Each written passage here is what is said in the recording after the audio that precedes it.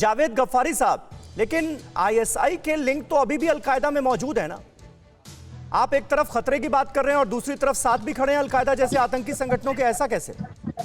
Sameer Abbas, ISI के link तो हो सकता है रा के साथ भी हो, तो क्या रा भी दहशतगर्द तंजीम है? आईएसआई का काम क्या है, रा का काम क्या है? आईएसआई और रा का काम एक ही है, दोनों का एक ही काम है। गफ्फारी साहब इतने बोले तो आप नहीं है। अभी थोड़ी देर पहले मैंने 80 के दशक का जिक्र किया जब अफगानिस्तान पर सोवियत संघ का कब्जा था, और इस कब्जे को छुड़वाने के लिए आईएसआई का, सीआईए का क्या रोल था, इससे तो दुनिया वाकिफ है। आप तो पत्रकार हैं। तो समीर अब्बास, मैं यही कह रहा हूँ ना, आईएसआई रा दोनों का एक ही काम है, लेकिन आप आईएसआई को तो हर चीज के अंदर इन्वॉल्व कर देते हैं और रा का आप नाम भी नहीं लेते। रा का क्यों नहीं नाम लेते? आपको उसके ऊपर प्राउड नहीं है?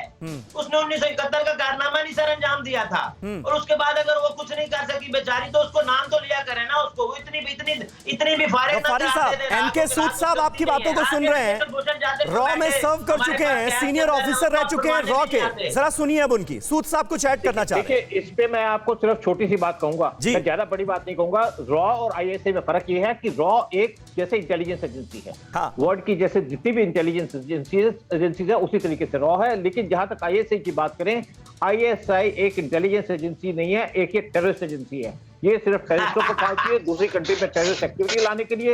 एक भी इंसिडेंट बता दें कि इंडिया के बारे में किसी ने चैलेंज किया वर्ल्ड में।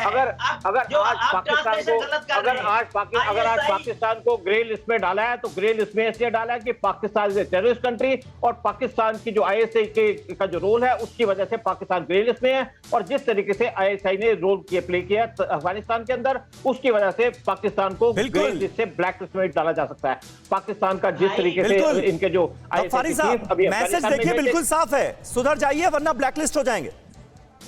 मैसेज ये भी साफ है कि डिस्कस वही होता है जो काम करता है। रा कुछ करती नहीं है तो डिस्कस कैसे होगी? और रा का और आईएसआई का वाकई कोई मुकाबला नहीं है।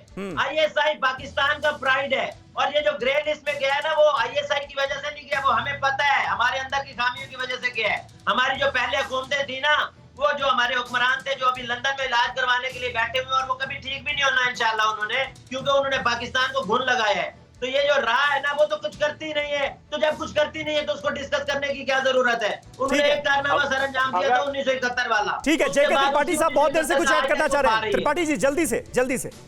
गफ्फारी साहब, एक चीज तो ये कि समस्या तो यही है कि आईएसआई जो भी करती खराब करती।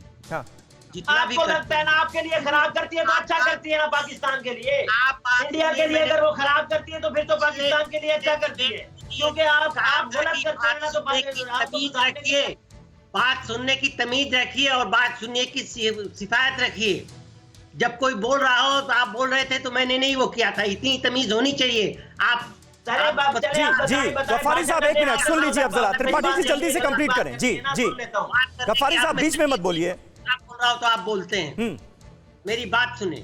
और दूसरी चीज ये है कि अगर आईएसआई इतनी भली है तो आईएसआई का चीफ काबुल में बैठ के सरकार बनवा रहा है। ये तो किसी भी दुनिया के किसी भी मुल्क के, मॉडर्न मुल्क के इतिहास में नहीं हुआ, उस तारीख में नहीं हुआ। किसी देश का सिक्योरिटी, किसी देश का इंटेलिजेंस चीफ, खुफिया चीफ जाके दूसरे मुल्क में सरकार बनवा। बिल्कुल सही बात है, और गफ्फारी साहब भी इस बात को बखूबी जानते हैं कि जमहूरियत तो उनके यहाँ नाम की है।